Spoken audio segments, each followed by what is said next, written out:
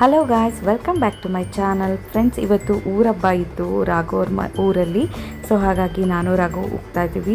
ತುಂಬ ಬಿಸಿಲಿರೋ ಕಾರಣ ನಾನು ಚಾರ್ವಿಕ್ನ ಅಮ್ಮ ಹೇಗಿದ್ರು ಬಂದಿದ್ರು ಅಂದ್ಬಿಟ್ಟು ಮನೆಯಲ್ಲೇ ಬಿಟ್ಟು ಹೋಗ್ತಾ ಇದ್ದೀನಿ. ಏಕೆಂತ ಅಂದರೆ ಅಲ್ಲಿ ಅವನ್ನ ಹಿಡಿಯೋದು ಸ್ವಲ್ಪ ಕಷ್ಟನೇ.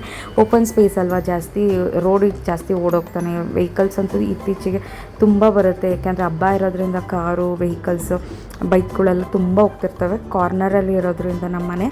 ಸೊ ಹಾಗಾಗಿ ಅವನ್ನ ಕರ್ಕೊಂಡ್ಬಂತಲ್ಲೇ ಅಲ್ಲೇ ಬಿಟ್ಬಿಟ್ಟು ಬಂದೆ. ಸ್ವಲ್ಪ ಮೇಂಟೈನ್ ಮಾಡೋದು ಕಷ್ಟ ಇದೆ ಒಬ್ಬಳೇ ಇದ್ದರೆ ಅಂತ ಅಂದ್ಬಿಟ್ಟು.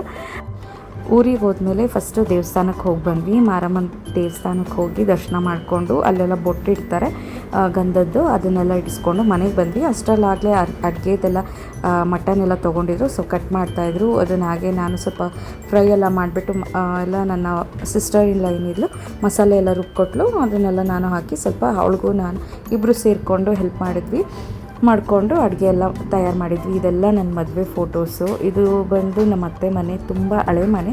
ಏನಿಲ್ಲ ಅಂದರೆ ಒಂದು 30 ಇಯರ್ಸ್ ಆಗಿದೆ. ಇದು ಹೆಂಚಿನ ಹಳೆ ಕಾಲದ ಮನೆ. ಇದು ತುಂಬಾ ಚೆನ್ನಾಗಿರುತ್ತೆ ಸಮ್ಮರ್ ಟೈಮ್ನಲ್ಲಂತೂ. ಹಾಗೆ ನಮ್ಮ ಚಿಕ್ಕಪ್ಪ ಬಂದಿದ್ದರು, ಅವರು ತಿಂಡಿ ತಿಂತಾಯಿದ್ರು. ನಮ್ಮ ಮನೆಯವರು ಇಲ್ಲಿ ಸ್ವಲ್ಪ ಹೊತ್ತು ಅಷ್ಟೇ ಇನ್ನಿರೋದು. ಊರಿಗೆ ಬಂದರೆ ಅಂತೂ ಅವ್ರ ಕೈಗೆ ಸಿಗೋಲ್ಲ. ಫ್ರೆಂಡ್ಸ್ ಸಿಗ್ತಾರೆ ಅಂದ್ಬಿಟ್ಟು ಹೊರಟೋಗ್ಬಿಡ್ತಾರೆ.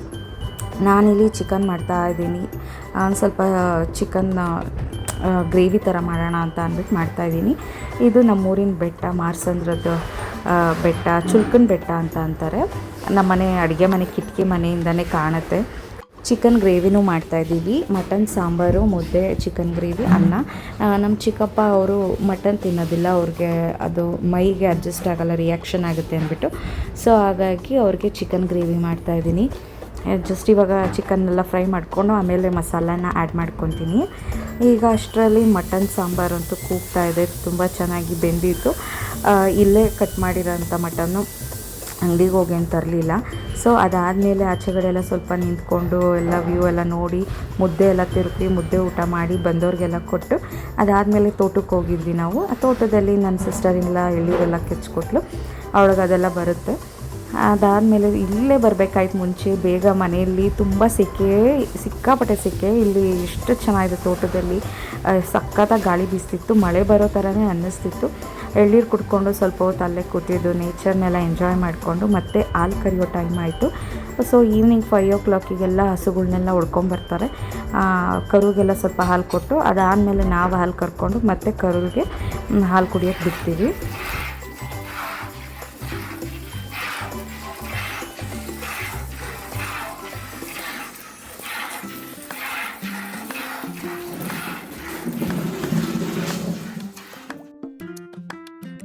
ಹಬ್ಬ ಎಲ್ಲ ಮುಗಿಸ್ಕೊಂಡು ಬ್ಯಾಕ್ ಟು ಬ್ಯಾಂಗ್ಳೂರ್ ಅಂತ ಹೊರಟ್ವಿ. ಹೋಗೋ ದಾರಿಯಲ್ಲಿ ತುಂಬ ಗಾಳಿನೇ ಬೀಸ್ತಾಯಿತ್ತು ಸಿಕ್ಕಾಪಟ್ಟೆ. ಒಂದು 5:30-6 ನಾವಲ್ಲಿ ಮನೆ ಬಿಟ್ವಿ ಅಂದ್ಕೊಳ್ಳಿ. ಏನು ಇಷ್ಟೊಂದು ಗಾಳಿ ಬೀಸ್ತಿದೆಯಲ್ಲ, ಮಳೆ ಏನಾದರೂ ಬರ್ಬೋದಾ? ಇಷ್ಟು ದಿವಸ ಆದಮೇಲೆ ಸಿಕ್ಕಾಪಟ್ಟೆ ಬಿಸಿಲು ಬಂದಿತ್ತು ಮಾತ್ರ. ಬೆಳಗ್ಗೆಯಿಂದ ಸಂಜೆವರೆಗೂ ಮಳೆ ಬರ್ಬೋದೇನೋ ಅಂತ ಎಕ್ಸ್ಪೆಕ್ಟ್ ಮಾಡ್ತಿದ್ವಿ. ಅಲ್ಲೇ ಒಂದು ಪಾನಿಪುರಿ ಅಂಗಡಿ ಇತ್ತು. ನಮ್ಮ ಮನೆಯವರ ಫ್ರೆಂಡ್ ಅವ್ರ ಪಾನಿಪುರಿ ಅಂಗಡಿ ತುಂಬಾ ಚೆನ್ನಾಗಿ ಮಾಡ್ತಾರೆ. ಅಲ್ಲಿ ಪಾನಿಪುರಿ ತಿನ್ಕೊಂಡು ಜಸ್ಟ್ ಬಿಟ್ವಿ. ಮಳೆ ಅಂತೂ ಸಿಕ್ಕಾಪಟ್ಟೆ ಸ್ಟಾರ್ಟ್ ಆಗೋಯಿತು. ಸಿಕ್ಕಾಪಟ್ಟೆ 4 ಗಂಟೆಯಿಂದ ಒಂದು 7 o'clockವರೆಗೂ ಇದಿದೆ ಬೆಂಗಳೂರಲ್ಲಿ. ಆ್ಯಕ್ಚುಲಿ ಹೇಳಬೇಕು ಅಂದರೆ ತುಂಬಾ ಮನೆಗೆಲ್ಲ ನೀರು ನುಗ್ಗಿ ಆ ಥರ ಎಲ್ಲ ಆಗಿದೆ ಅಂತ ಹೇಳ್ತಾಯಿದ್ರು ಅಮ್ಮ. ಮನೇಲೆಲ್ಲ ಅಷ್ಟು ನೀರೆಲ್ಲ ಬಂದಿದೆ ಕಿಟಕಿಯಿಂದ ಎಲ್ಲ ಅಂತ ಅಂದ್ಬಿಟ್ಟು. ನಾವಿಲ್ಲಿ ಹೊರಟಾಗ ಸ್ವಲ್ಪ ಕಮ್ಮಿಗೆ ಸ್ಟಾರ್ಟ್ ಆಗಿ ಆಮೇಲೆ ಜಾಸ್ತಿನೇ ಸ್ಟಾರ್ಟ್ ಆಯಿತು ಮಳೆ. ತುಂಬಾ ಚೆನ್ನಾಗಿತ್ತು. ಹೋಗ್ಬೇಕಾದ್ರೆ ತುಂಬಾ ಬಿಸಿಲಿತ್ತು. ಬರಬೇಕಾದ್ರೆ ಮಳೇಲಿ ಜೊತೆಯಲ್ಲಿ ತಂಪಾಗಿ ಚೆನ್ನಾಗಿ ಬಂದ್ವಿ ಅಂತಲೇ ಹೇಳ್ಬೋದು. ಈ ಸತಿ ಹಬ್ಬ ಕೂಡ ಚೆನ್ನಾಗೇ ಆಯಿತು. ಈ ಊರಿನ ಹಬ್ಬನೂ ಕೂಡ ಎಲ್ಲ ಮುಗಿಸ್ಕೊಂಡು ಮನೆಗೆ ಬಂದ್ವಿ. So thank you so much. ಯಾರಾದರೂ ಇನ್ನೂ ವಿಡಿಯೋ ಸಬ್ಸ್ಕ್ರೈಬ್ ಆಗಿಲ್ಲ ಅಂದರೆ ಸಬ್ಸ್ಕ್ರೈಬ್ ಮಾಡ್ಕೊಳ್ಳಿ. Thanks for watching. ಧನ್ಯವಾದ ಸ್ನೇಹಿತರೆ. ಸಿಗೋಣ ಮುಂದಿನ ವೀಡಿಯೋದಲ್ಲಿ.